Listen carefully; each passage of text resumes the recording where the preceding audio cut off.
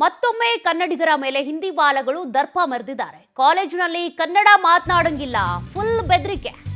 ನೋಡಿ, ಕರ್ನಾಟಕದಲ್ಲಿ ಕನ್ನಡಿಗರಿಗೆ ಇಲ್ಲಿ ಮಲದಾಯಿ ಧೋರಣೆ. ಅನೇಕ ಪ್ರಕರಣಗಳನ್ನು ಗಮನಿಸಿದ್ದೀರಿ. ಈಗ ಕಾಲೇಜಿನಲ್ಲಿ ಕನ್ನಡ ಮಾತನಾಡುವಂತಿಲ್ವಂತೆ, ಬೆದರಿಕೆ ಹಾಕ್ತಾರಂತೆ. ಕನ್ನಡ ಮಾತನಾಡಬೇಡಿ, ಹಿಂದಿಯಲ್ಲೇ ಮಾತನಾಡಬೇಕು ಅಂತ ಸಿಬ್ಬಂದಿ ಆವಾಜ್ ಹಾಕಿದ್ದಾರೆ. ಯಾವ ಭಾಷೆ ಮಾತನಾಡಬೇಕು ಅಂತ ಇವರೇ ಡಿಸೈಡ್ ಮಾಡ್ತಾರೆ.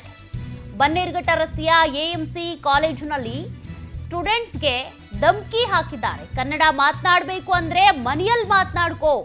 ವಿದ್ಯಾರ್ಥಿಗಳ ಮೇಲೆ ಎಎಂಸಿ ಕಾಲೇಜು ಸಿಬ್ಬಂದಿಯ ದರ್ಪ. ಕನ್ನಡಿಗರ ಮೇಲಿನ ದರ್ಪದ ವಿಡಿಯೋ ಪವರ್ ಟಿವಿಗೆ ಲಭ್ಯವಾಗಿದೆ, ನೀವು ಗಮನಿಸ್ತಾ ಇದ್ದೀರಿ. ಕಾಲೇಜಿನಲ್ಲಿ ಕನ್ನಡ ಮಾತನಾಡುವಂತಿಲ್ವಂತೆ, ಹಿಂದಿನೇ ಮಾತನಾಡಬೇಕಂತೆ. ಕರ್ನಾಟಕದಲ್ಲಿ ಕನ್ನಡ ಮಾತನಾಡಬೇಡಿ ಅಂತ ಡಿಸೈಡ್ ಮಾಡೋರು ಇವ್ರು ಯಾರು ಅಂತ, ಹಿಂದಿ ವಾಲಗಳು. ಇನ್ನೊಂದು ವಾರ 2 ವಾರದೊಳಗೆ ಅನೌನ್ಸ್ ಮಾಡಿದ್ರು ರಾಜ್ಯೋತ್ಸವ ಮಾಡಬೇಕು. ಏನಾದ್ರೂ ನಮ್ಮ ಹತ್ರ ಜನವರಿ 1ನೇ ತಾರೀಕು ನಡೆದಿರುವಂತಹ ಘಟನೆ ಇದು. ಕನ್ನಡಪರ ಸಂಘಟನೆ ಪ್ರೊಟೆಸ್ಟ್ ಕೂಡ ಮಾಡಿರುವಂತದ್ದು. ಕನ್ನಡಪರ ಸಂಘಟನೆಗಳ ಪ್ರತಿಭಟನೆಗೆ ಮಣಿದ ಆಡಳಿತ ಮಂಡಳಿ. ಪ್ರೊಟೆಸ್ಟ್ ಬೆನ್ನಲ್ಲೇ ಹಾಸ್ಟೆಲ್ ವಾರ್ಡನ್ ಸುರೇಶ್ ವಜಾ ಆಗಿದ್ದಾರೆ. ಹಿಂದಿ ಮಾತನಾಡುವಂತೆ ಧಮಕಿ ಹಾಕಿದ್ದಂತ ವಾರ್ಡನ್ ಸುರೇಶ್ ವಜಾ ಆಗಿರೋದು.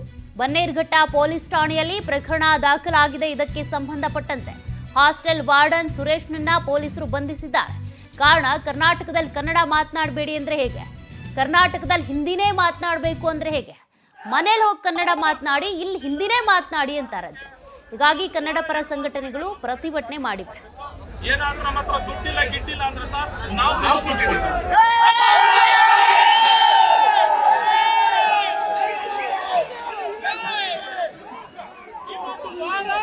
ಎರಡು ವಾರದಲ್ಲೇ ಈಗಾಗಿರೋ ತಪ್ಪಿಗೆ ಕ್ಷಮೆ ಏನಪ್ಪಾ ಅಂದ್ರೆ ನಿಮ್ ಕಾಲೇಜ್ ಒಳಗಡೆ ಅದ್ದೂರಿ ಕನ್ನಡ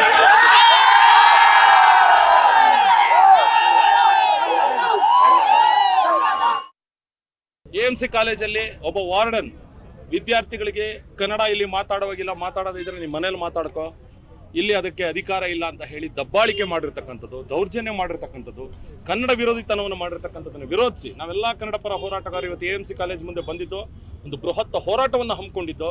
ನಮ್ಮ ಉದ್ದೇಶ ಯಾವುದೇ ಕಾರಣಕ್ಕೂ ಆ ವಾರ್ಡನ್, ಈ ಹಿಂದೆ ಕನ್ನಡದವ್ರು ಇದ್ರಂತೆ, ಅಲ್ಲಿ ಅವ್ರನ್ನ ತೆಗೆದು ಅಲ್ಲಿ ಯಾರೋ ಕೇರಳದವ್ರನ್ನ ಹಾಕೊಂಡು ಅವ್ರು ಬಂದು ತಪ್ಪಿನಿಂದ ಹೇಳೋದು ಬೇರೆ, ಅಂದ್ರೆ ಹೇಳ್ಬೇಕಾದ್ರೆ ಫ್ಲೋ ಅಲ್ಲಿ ತಪ್ಪಾಗೋದು ಅದು ಬೇರೆ, ಆದ್ರೆ ಉದ್ದೇಶಪೂರ್ವಕವಾಗಿ ಹೇಳಿರೋದಕ್ಕೆ ಕ್ಷಮೆ ಇಲ್ಲ. ಹಾಗಾಗಿ ಪೊಲೀಸ್ ಸ್ಟೇಷನ್ ಅಲ್ಲಿ FIR ಆಗಿದೆ, ಆತನನ್ನು ಅರೆಸ್ಟ್ ಮಾಡಲಾಗಿದೆ.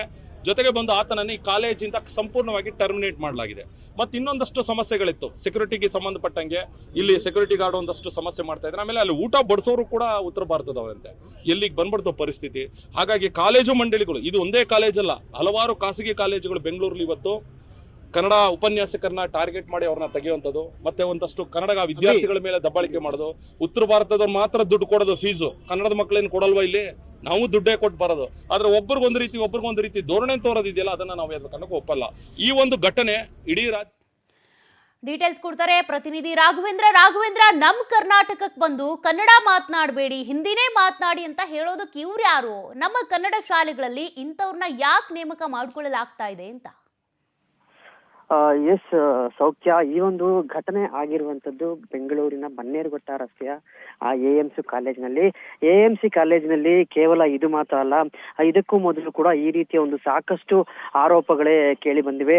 ಕನ್ನಡಿಗರಿಗೆ, ಕನ್ನಡ ವಿದ್ಯಾರ್ಥಿಗಳನ್ನೇ ಅಲ್ಲಿ ಟಾರ್ಗೆಟ್ ಅನ್ನ ಕೂಡ ಮಾಡ್ತಾರೆ ಅನ್ನೋ ಒಂದು ಆರೋಪ ಕೂಡ ಇದೆ. ಜೊತೆಗೆ ಕನ್ನಡ ಸ್ಟಾಫ್ ಅನ್ನ ಅಲ್ಲಿ ತುಂಬಾ ಕಡೆಗಣಿಸಿ ಅಲ್ಲಿ ಕಾಣ್ತಾರೆ ಅನ್ನೋ ಒಂದು ಆರೋಪ ಕೂಡ ಇತ್ತು.